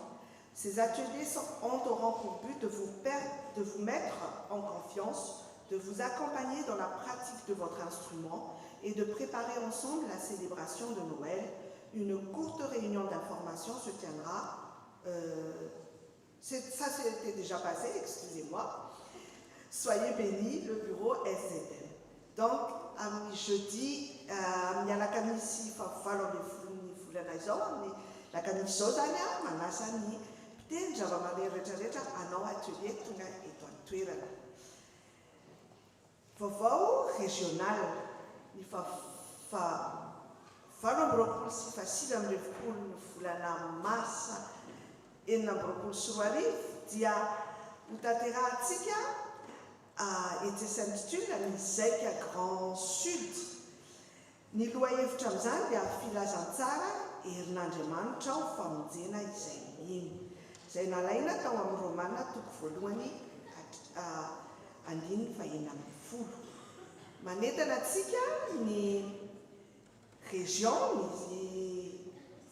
ny Fatsatsy mba hiditra ao amin'ny anao membre ny commission communication hébergement logistique sakafo fonds spirituel santé sécurité animation finance zareo izay maniry anoana izany anto zany dia afaka mandray anjara manantona ny braoa na manantona ireo diakona dia misaotra indrindra ny tompoko amin'ny fiaraha-miasa. Vaovao nasionaly misy ny varotra bodizy izay ataontsika etsy aoriana zany dia anjarantsika amin'ny hetsika famatsiana ara-bola ny radio Anjomara FPMA Todibaka sy Meug izy ireo izay amin'ny vidiny 20 €. Hatreto zany dia mbola voately fotsiny ny varotra voarotantsika ka afa ely zay voately fotsiny dia manasa atsika anoana zany asa zany fa asa lehibe tokoa zany koa afana mampely ny tenin'Andriamanitra. Vaovao 13 mada filazana manjofo. Ny fianakaviana Rajaona Fity sy Vololona Arivalisoa dia namoy ny renibeany tompoko vavy Vololona mbola nirina Joséphine ny talata teo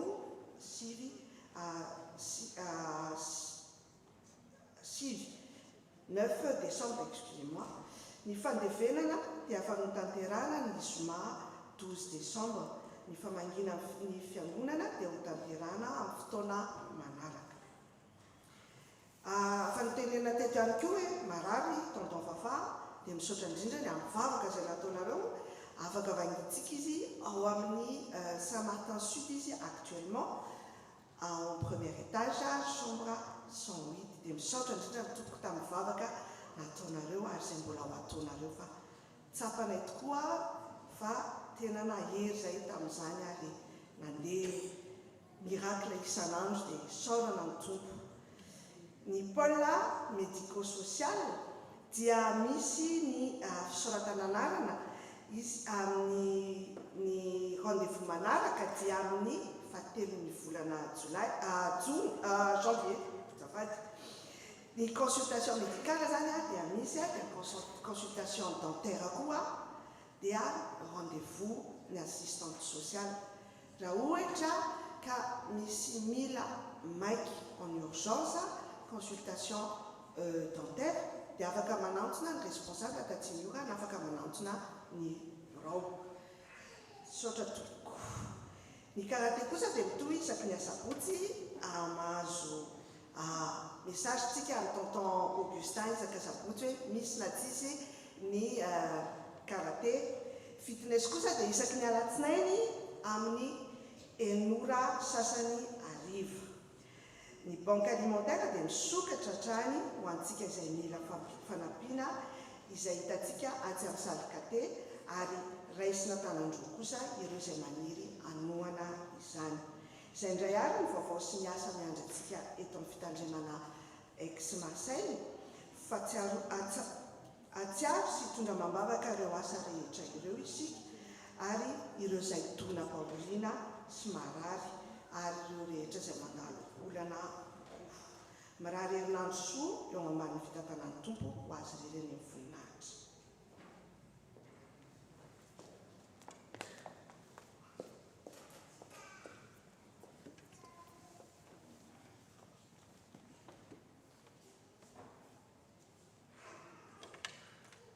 Car il est dit, tu apporteras à la maison de l'Éternel ton Dieu les tout premiers produits de ton sol. Exode chapitre 23, verset 19, première partie. C'est sur ce verset que toute l'équipe finance vous salue au nom de notre Seigneur Jésus-Christ. Nous allons vous exposer très brièvement la situation des prémices à ce jour, plus précisément à la date du 30 novembre. Alors, tout d'abord, petite introduction. Pour rappel, les prémices, de quoi il s'agit? Ce n'est pas qu'une simple participation financière pour chaque membre confirmé de l'Église. C'est avant tout une manière d'exprimer la grâce et la reconnaissance que chacun a reçue à travers l'œuvre que Dieu a placée en chacun de nous. Concernant la situation que vous pouvez voir au tableau, le montant des prémices s'élève à 19 000 euros, 19 185 euros. Et le prévisionnel pour 2025 est de 28 000 euros, ce qui signifie que l'objectif à atteindre pour ce mois de décembre est de 8 815 euros. Tout d'abord, nous tenons à remercier toutes celles et ceux qui contribuent et qui participent à chaque fois. Et nous vous rappelons qu'il est encore possible, jusqu'au 31 décembre, de pouvoir contribuer au moyen du virement, par carte bleue, par espèce. Et il est important de rappeler également que cette contribution ouvre droit à une déduction d'impôt de 66%. Pour rappel, le montant des prémices est de 15 euros par mois, ce qui correspond à 180 euros par an, soit après déduction d'impôt de 66%, cela revient à 61 euros et 20 centimes. Alors, nous souhaitons vraiment exhorter chacun d'entre vous à contribuer et à exprimer vraiment cette grâce que vous avez reçue. Car nous savons que Dieu nous envoie chacun, comme il a été dit dans la prédication, Dieu veut nous envoyer chacun pour accomplir un service, pour accomplir un ministère. Et nous savons que toute œuvre qui est en nous, qui est placée par le Seigneur en nous, produit du fruit, et du fruit qui sera multiplié. Je profite également de l'occasion pour rappeler que pour celles et ceux qui le souhaitent, vous pouvez demander la carte de membre confirmé afin de pouvoir vous mettre à jour de vos contributions. Enfin, je souhaite terminer par cette parole dans Proverbe 11, verset 24, lequel dit « L'un qui donne avec largesse devient encore plus riche, l'autre qui épargne à l'excès ne fait que s'appauvrir. » À Dieu seul soit la gloire.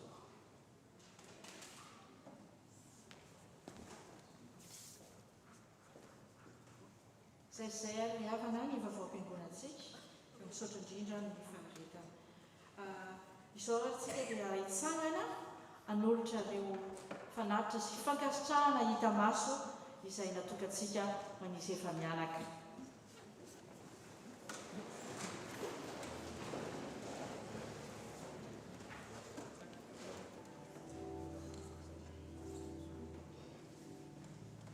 Koa raha tsika tehaka revitevitra izany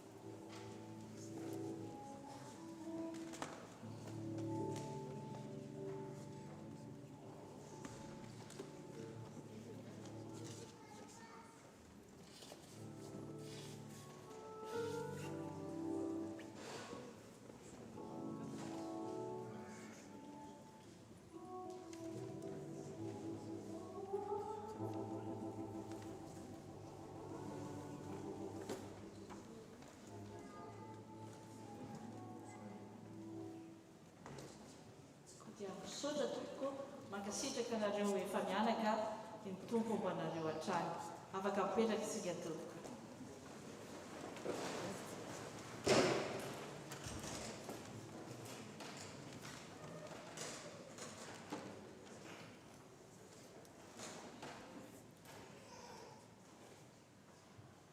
Alohan'ny andraisantsika ny afatra sy mitsotra dia ataontsika eo am-pitsanganana ny hira voalahatra.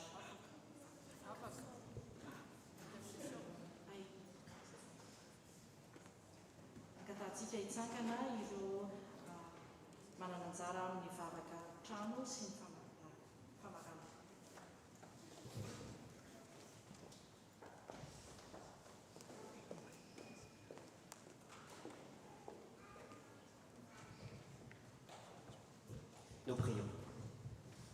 Seigneur Dieu, nous voulons encore te dire merci. Merci parce que tu nous offres ce souffle de vie encore aujourd'hui. Nous voulons encore te dire merci parce que tu nous permets de nous réunir ici, dans ta maison, afin de pouvoir écouter ta parole, afin que ta parole puisse pénétrer nos cœurs et nos esprits. Seigneur, nous saurions exprimer toute notre reconnaissance et notre gratitude pour les œuvres que tu as accomplies, pour l'obtention de cette Église, pour tous les travaux qui ont pu être réalisés et qui sont encore à accomplir. Oui, Seigneur, c'est toi qui as placé toute œuvre sur ton Église, sur tes serviteurs. Nous remettons entre tes mains le reste des travaux à effectuer, que tes ouvriers zélés soient protégés par ta présence, protégés de tout mal, de toute blessure.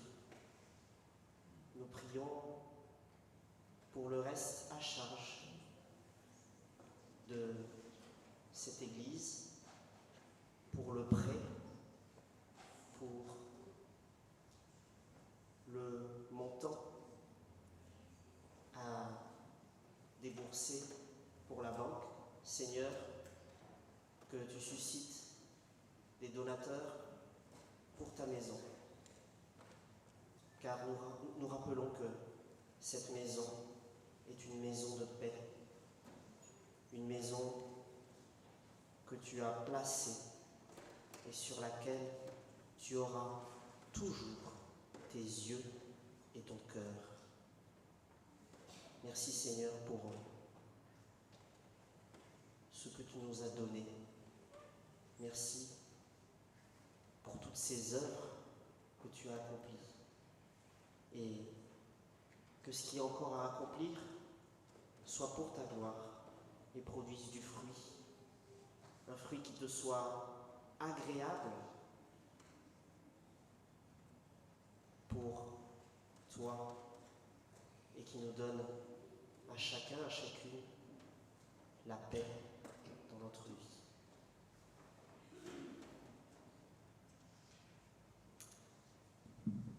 Amin'ny fofeny fifaliana tompo no mbola anamafisana izany fisaorana anao izany. Misaotra anao izahay satria tanteraka soamantsara ny fotoanan'io izay nanatanteranay ny fitondrana ambavaka ny mpitandrina mianakavy Jeannot Randrianandrasana. Misaotra anao noho ny fitantananao anay tsirairay avy ary nahafahanay nanatotosa izany soamantsara anio. Dia mbola misaotra anao ihany koa izahay noho ny famindraponao sy ny fitiavanao ary ny famelanao ny elokay anio. Misaotra izahay noho ny fahatsaranao izay tsy mitsahatra atolotra ao anay isan'andro eo amin'ny fiainanay tsirairay avy. Misaotra Tompo noho n'izany fitiavan-dehibe izay atolotra ao anay izany.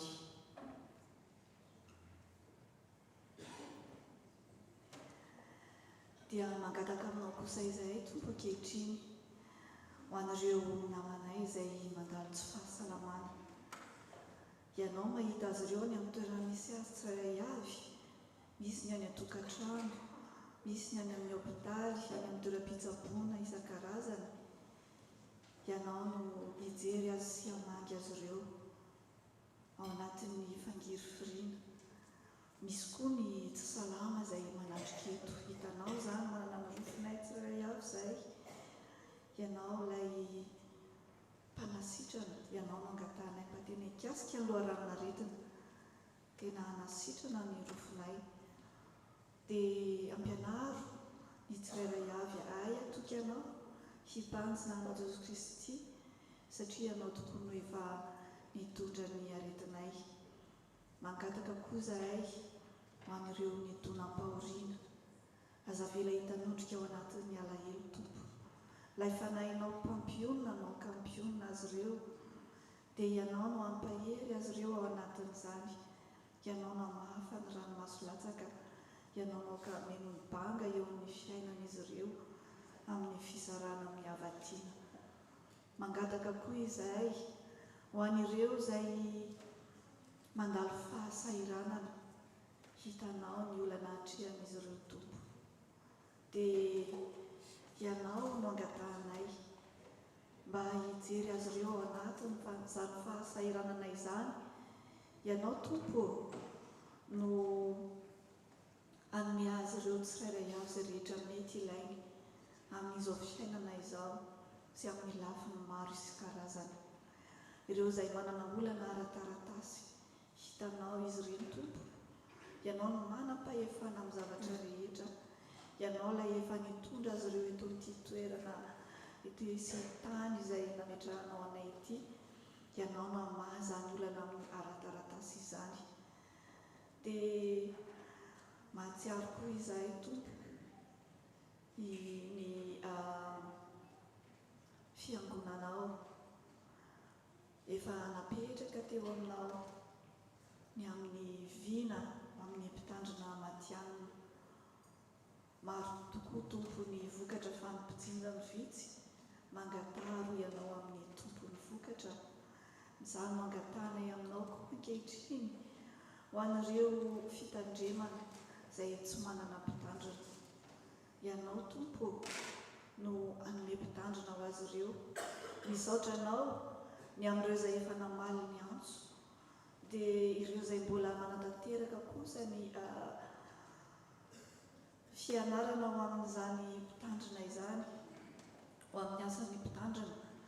Dia ianao no hitahiry azy ireo tompo, anafiery azy ireo mba hatonta isan'izany hatramin'ny farany ka hirotsahany eo amin'ny sehatra mahampitandrina azy eo amin'ny fiangonanao. Ireo izay manana fikasana kosa ny anatiny any, dia ianao no ahatanteraka izany fikasana izany tompo amin'ireo olonao tsirairay avy izay efa nantsonao sy novidianao.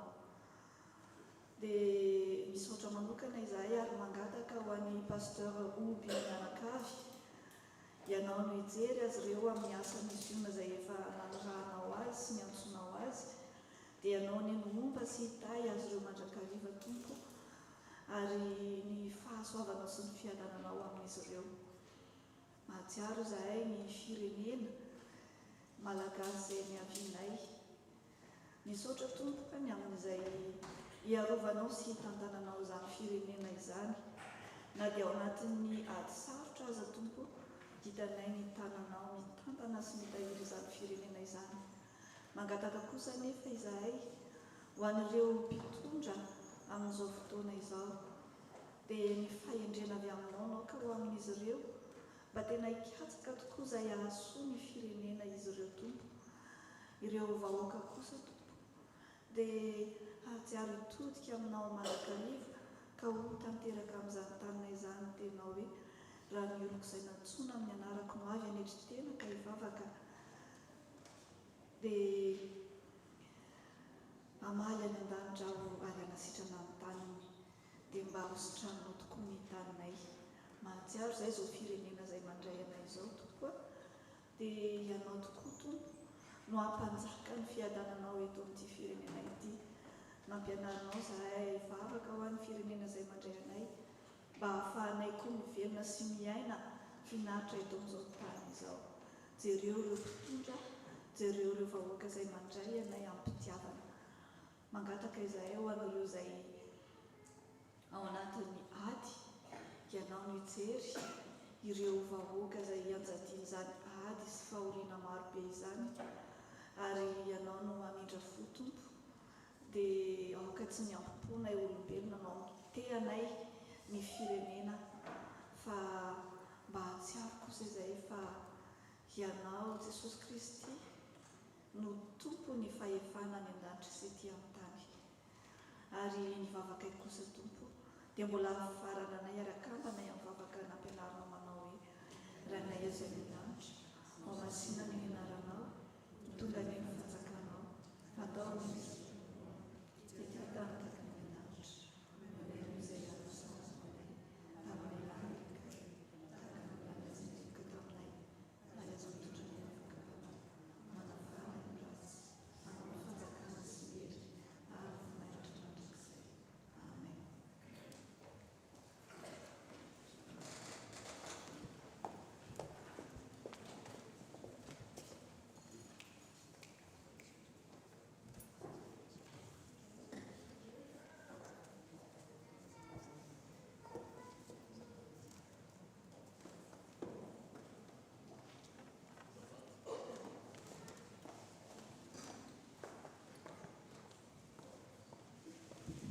mialatsiny marina hoe mandeha ny fotoana nefa tena hoe sarotra hoe tsy hisotra mihitsy na dia ny raim-bava azy ny zanakitsika ampianarina hoe raha misy manome zavatra soa anao dia kingamy teny hoe misaotra tompoko dia izay ny tena tsy aritray mihitsy ny hoe tsy mba andray na dia teny kely ara isaorana anareo mianakavy isaorana an'Andriamanitra voalohany indrindra manome fofinaina fahavelomana misaotra ny fiangonana rehefa miaina sy ny hely zavatra natao teo araky ny voalaza namafisy ny cantora be teo dia efa 12 taona no miarahana ny fampitantana teto amin'ity fiangonana ity efa nisy 12 alady ny mpitantana zany natao teto ary fahasoavana lehibe zany satria mitrotro ambavaka anay nareo fahasoavana zay tsy dia mba hananany rehetra zany satria zao mazanyntsika trotronambavaka rehefa marary zava-dehibe zany na rehefa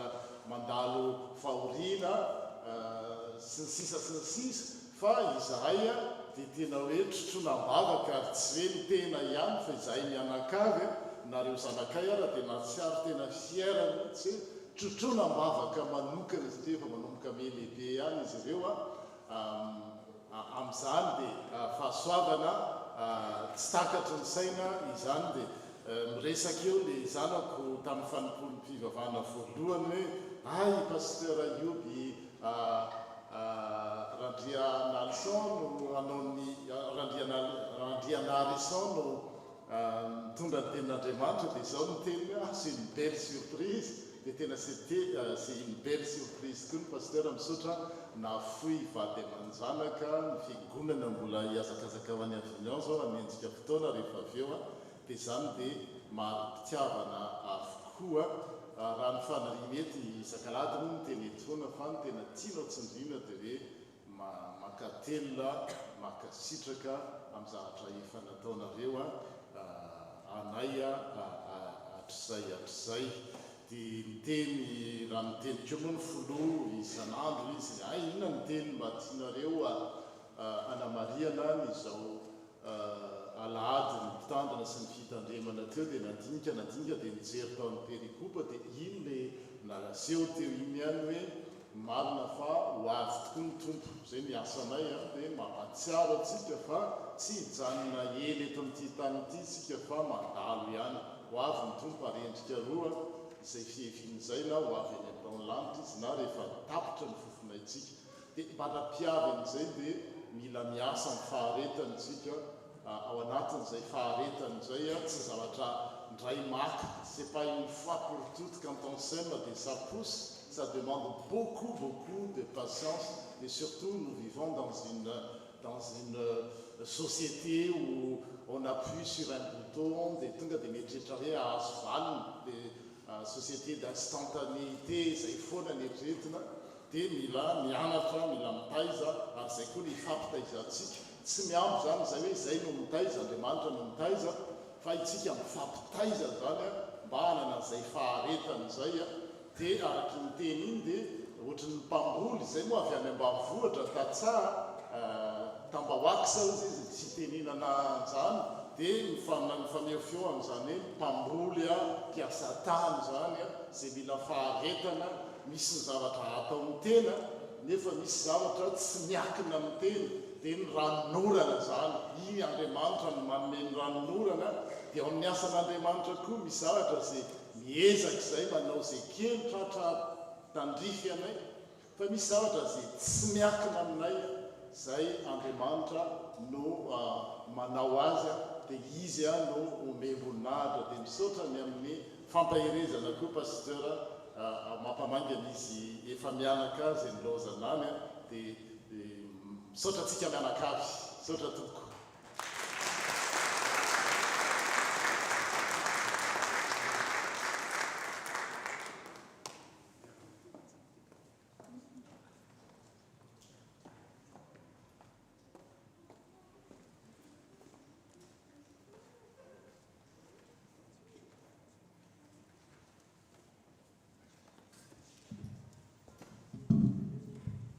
Eny ariavana dia misaotra indrindra ny ray aman-dreny mpitandrina izay nandray fitenenana ary ohatrany izay vao tena feno ilay hafaliana satria gaga ihany hoe tsy mba eny ho feony mihitsy ave alohany hiverenako any avignon fa dia mankasitraka ray aman-dreny dia hiara-hitsangana isika hanao mihira izay efa voalahatra alohany andraisantsika ny hafatra sy ny tsodrano.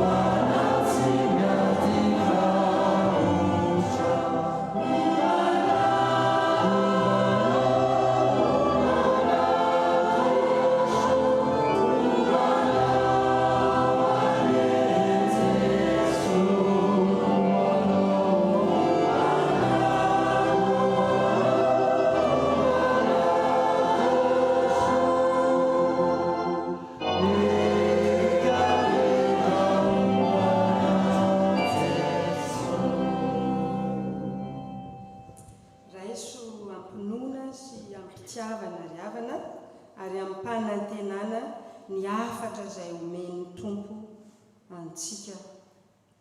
Tsarovy ny mpitondranareo izay efa nitory ny tenin'Andriamanitra taminareo, hevery ny hafaran'ny fiainany, ka arao ny finoany maneke ny mpitondranareo ka manoava azy fa izy miambina ny fanahinareo araka izay tokony ataony olona mbola ampamoahina mba anaovany izany amin'ny fifaliana fa tsy amin'ny fisentona na tsy satria tsy ahasoa anareo izany. Raha iso ry havana ny tsodrano izay tononona amin'ny anaran'i Jesosy Tompo.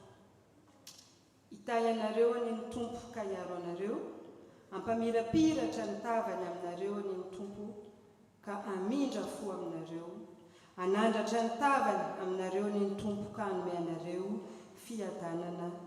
Amen. Ny andiny fahenina. Amen.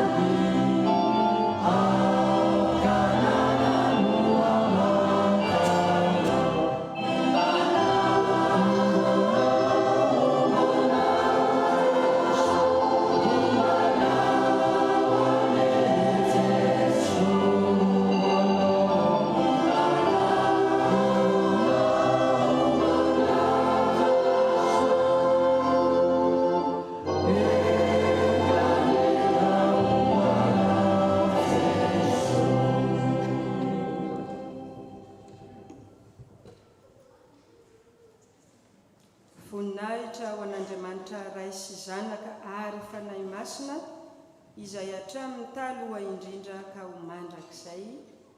Amen. Mandehana amin'ny fiadanana ka manompo an'ny Tompo.